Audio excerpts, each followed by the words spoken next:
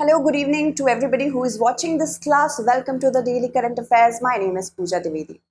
If you're new to this channel, please do subscribe to studyIQ IAS English because whatever is important from the perspective of your UPSC examination for the English medium, we encapsulate different classes for it. So make sure that you are a subscriber. Other than this, the classes that I take for Daily Current Affairs get published at 6 p.m. on a daily basis at studyIQ IAS English.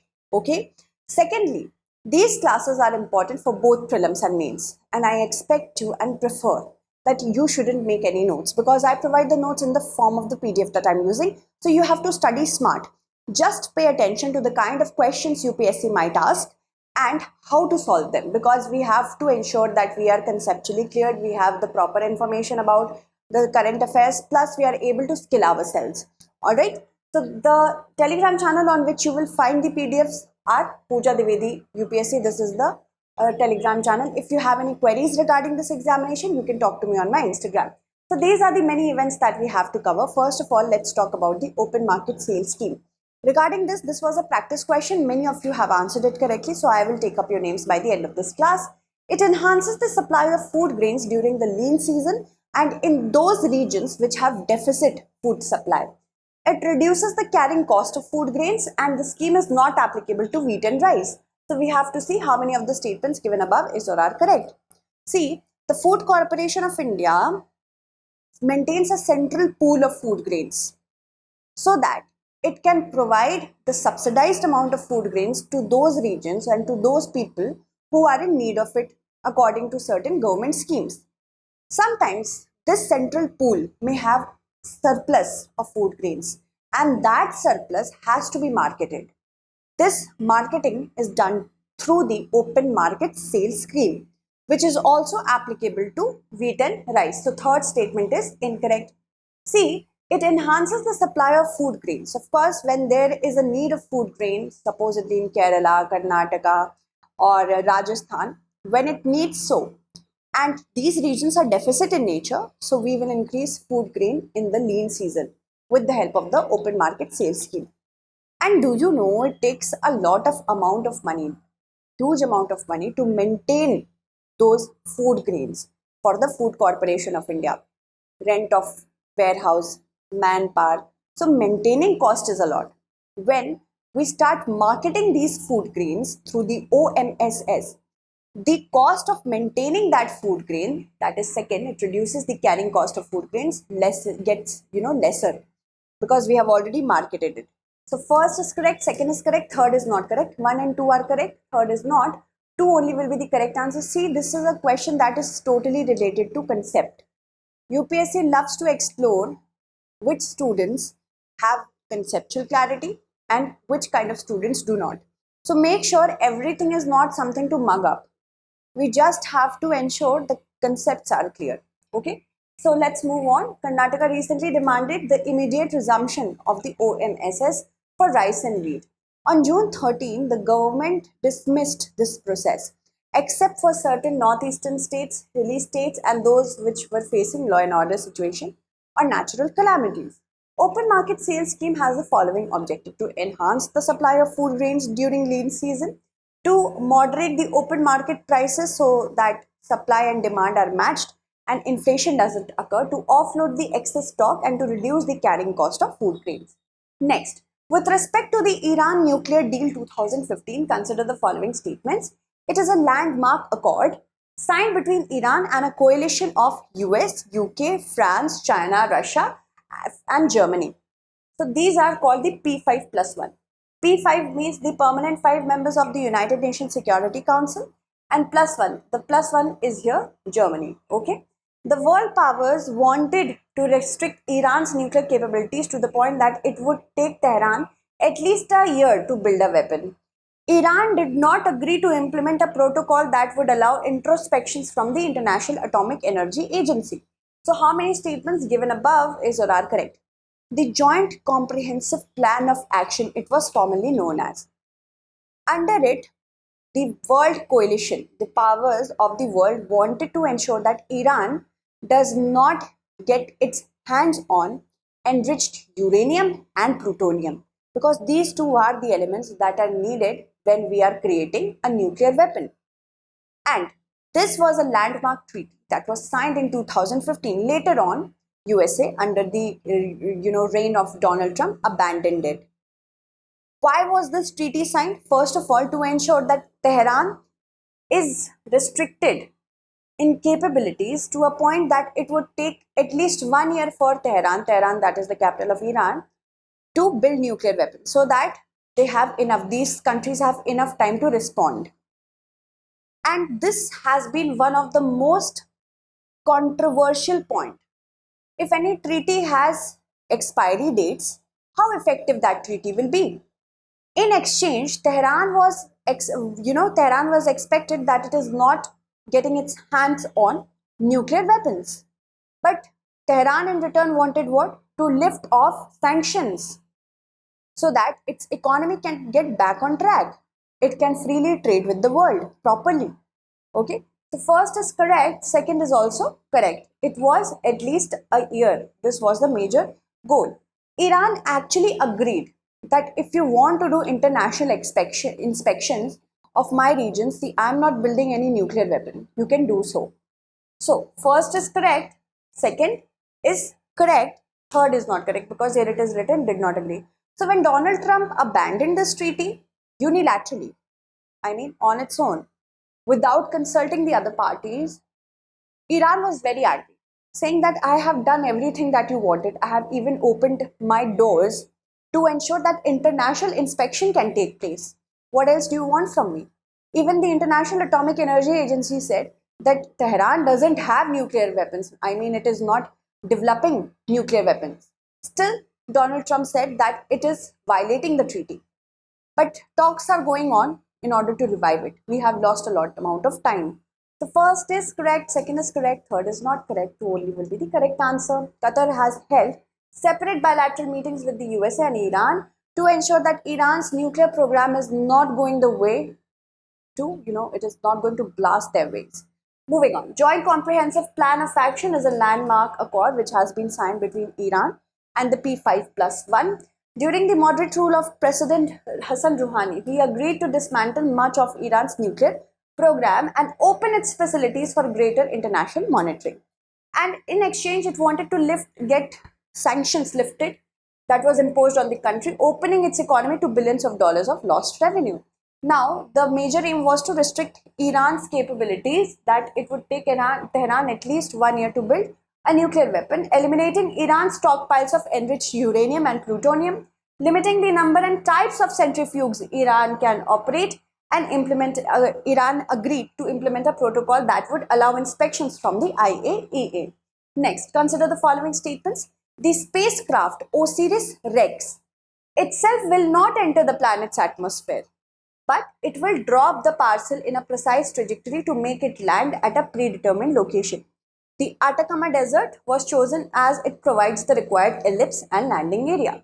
So choose the codes given in I know you understood how we work here. We have to choose the codes. Okay. So let's talk about Osiris REx. Osiris REx is NASA's first ever mission for asteroid Bennu. And NASA wanted to collect materials from Bennu so that we can understand the evolution of the universe.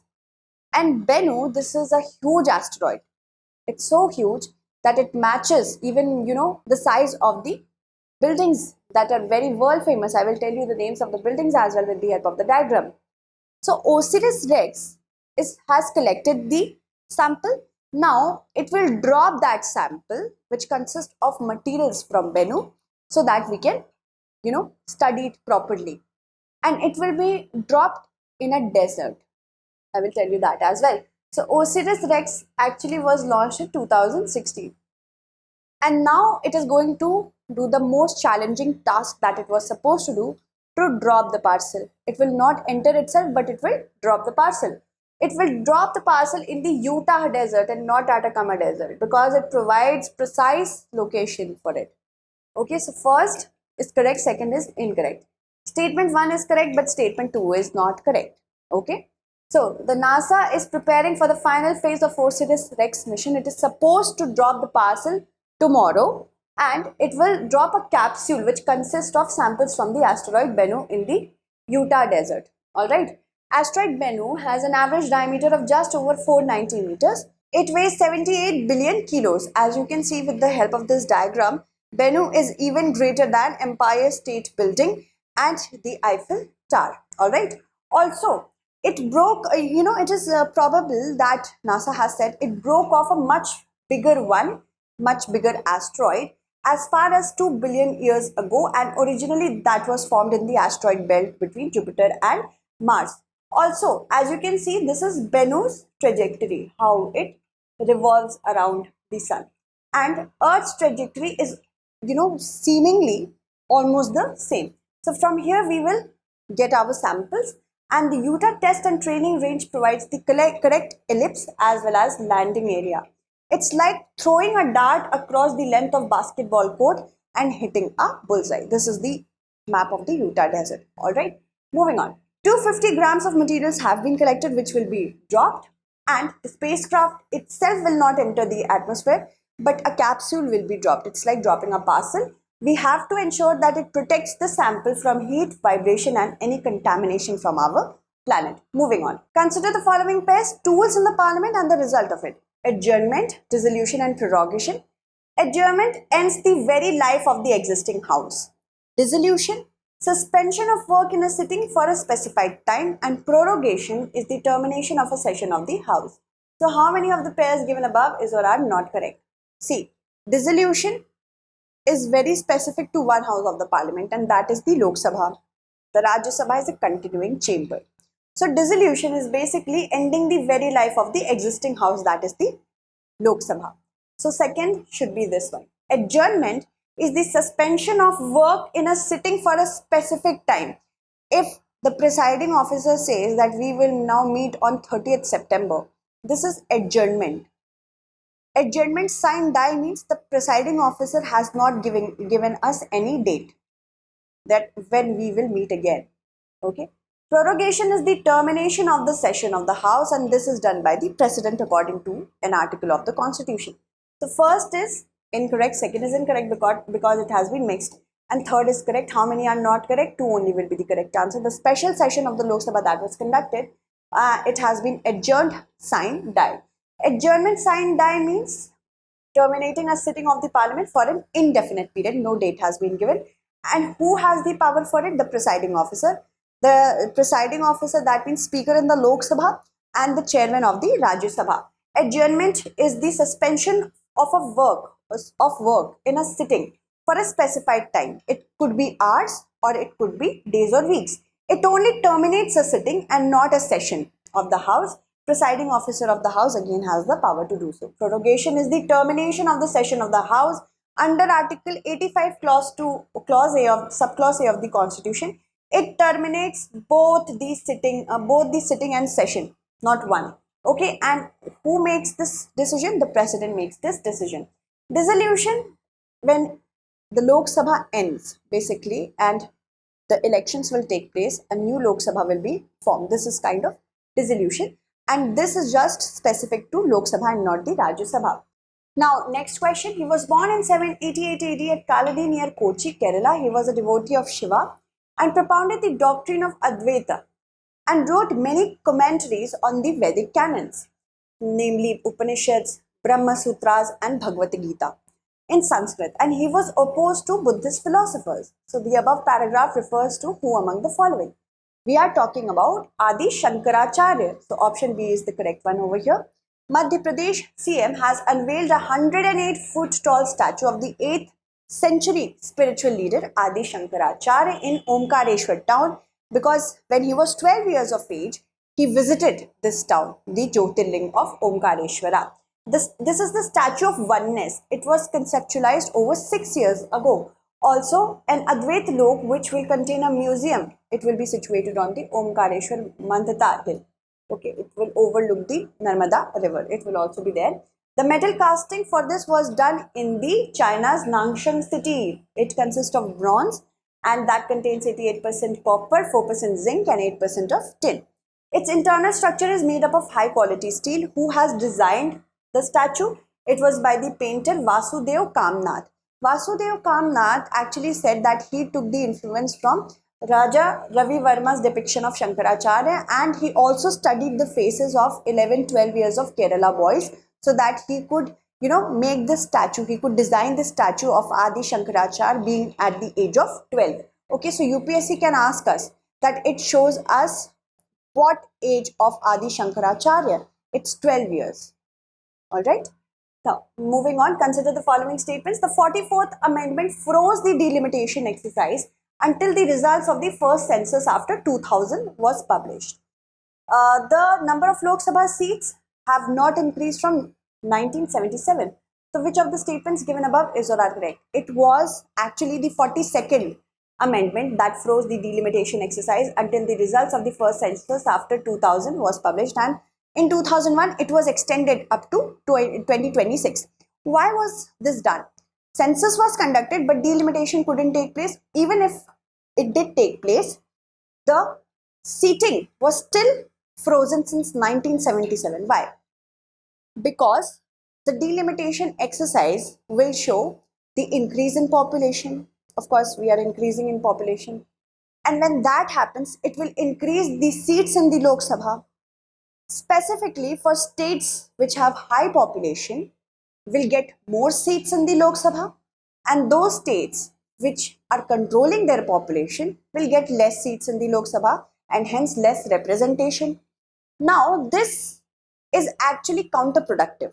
It is like we are incentivizing those states which are doing nothing to control population because they are getting influential in the Lok Sabha. And similarly, those states which are doing something for population control, they do not get as many seats as in the Lok Sabha. So delimitation, it was frozen because the Indira Gandhi government wanted to ensure that we are actually working on a population stabilization policy. And that was under the Atal Bihari Vajpayee government that was extended further in order to ensure that all states follow this policy. Stabilize your population. But that hasn't happened. So the thing is that reservation for women, it will be given only after delimitation exercise takes place, and that too after the census.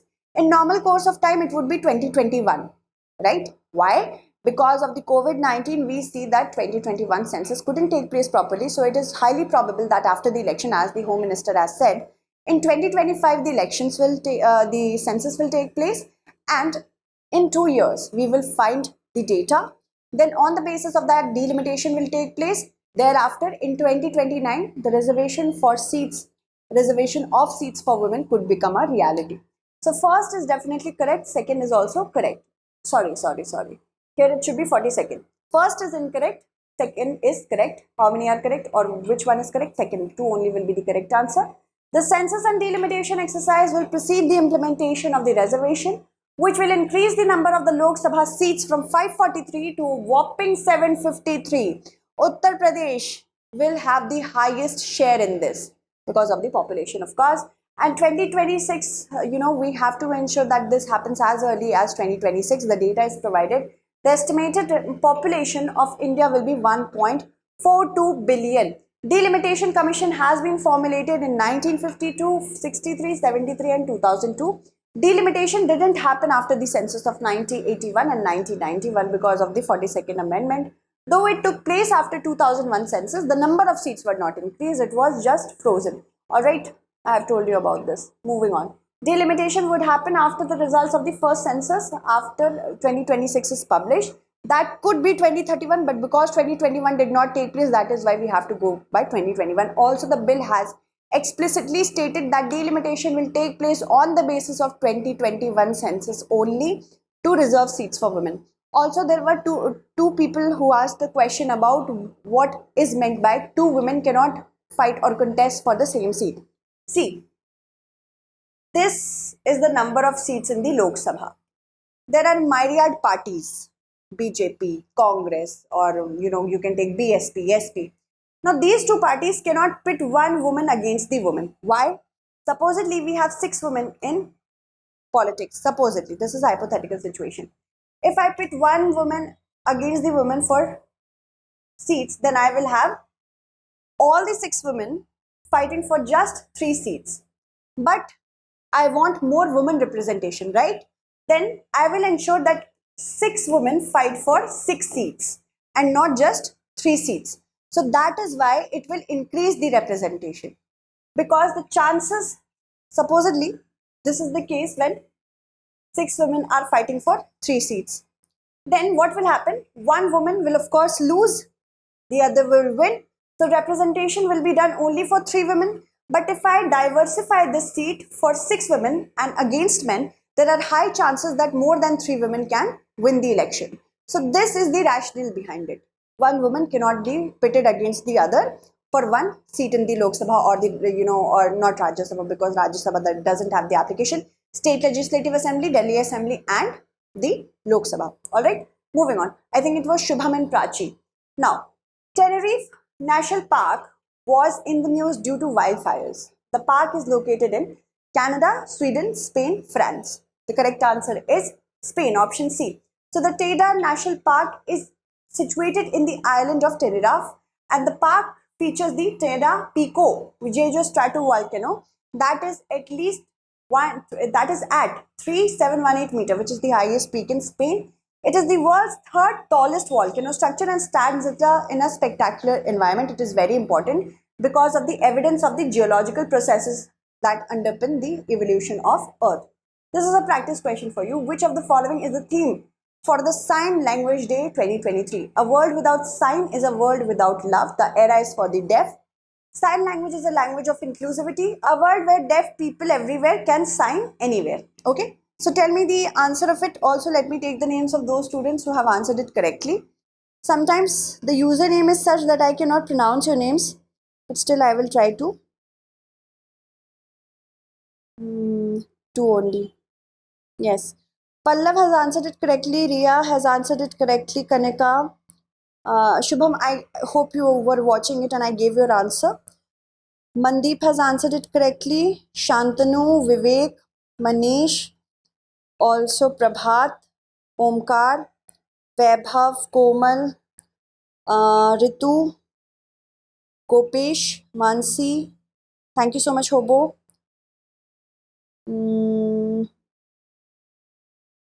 Prachi, I've given your answer. Kiran, Priyadarshan, Ashu, Pragati, Utkal. Thank you so much, Anfas. My mobile phone has answered it correctly. Abhishek, ECE has answered it correctly. Mithilesh. Thank you so much for answering the last question. Answer this question as well. Stay updated.